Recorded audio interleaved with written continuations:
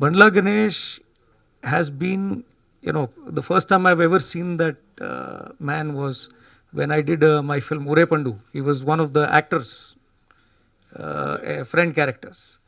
At that time, he said that I come from a very small family. I don't even have proper food to eat. We don't get much jobs. I got him a distribution of one of the products. I had a friend who had his company. Since then, he started growing in his life. And today, to backbite and say something like that I don't know who is he and whatever nonsense. He came to me with Jayant, one of his friends. 6 months he was after me that give me an opportunity to work with you.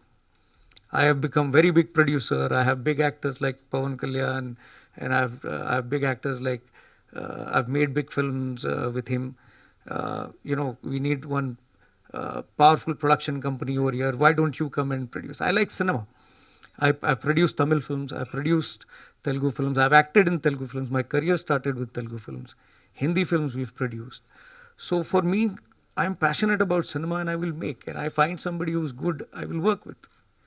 So I never invested behind Bandla Ganesh. I invested because my friends like Ramcharan and Junior NTR were doing the films.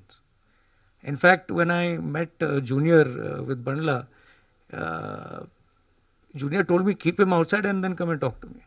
I'm going to do a film for you. I'm not going to do a film for Bandla Ganesh.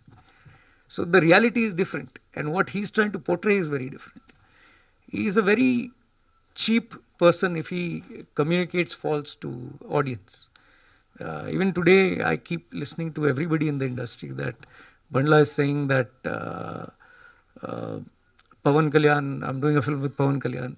I know Pawan Kalyan as well. He's a institution. He's an actor. He's one of the greatest actors that the country has produced, not just in Telugu. And to misuse his name and trying to give false information to audience is the wrong thing. He talks. People like Bandla Ganesh will only talk good to you on your face. The moment they leave that section, they talk rubbish about you. And he's spoken so much rubbish about all the actors to me for no reason. But that is Bandla Ganesh. So I'm the least interested in this character, and I have done a business dealing which he has completely discarded, and I've left it to the court to decide, and they will decide and make a judgment. That's it. This is the first and the last time I will talk about Bandla Ganesh, because I think it is bad for me to go into the mud and not spoil my shoes. So Bandla Ganesh is that dirt for me. That is the answer I gave. I know who Bandla Ganesh is from my point of view today. Bandla Ganesh and people like him are into loose talking. They just know how to talk because they're like Rahu, Ketu.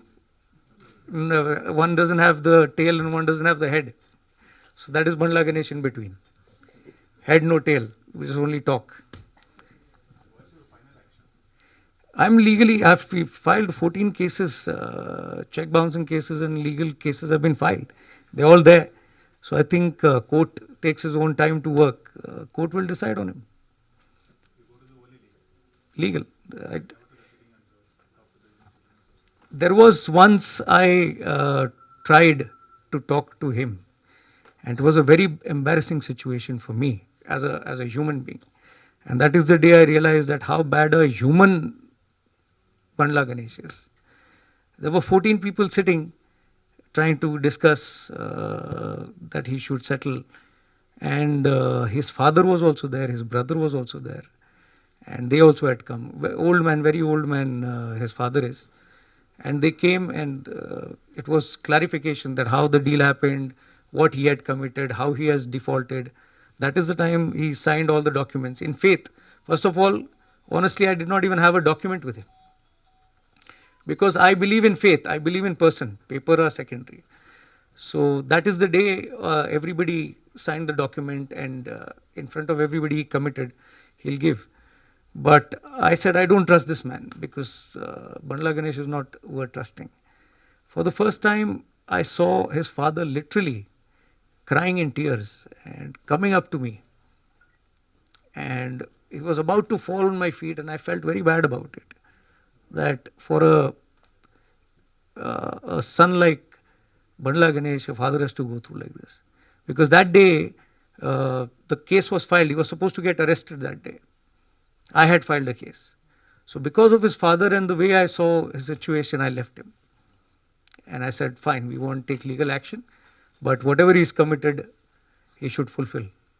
He took 2 months, 2 years back, until date he is not to be seen. But talking about Twitter and talking about interviews and giving nonsense information that I have this much and that much is a bad thing. So I feel bad that I had to ever deal with a person like this. And that is why legal is the best way. Let the court take care of him.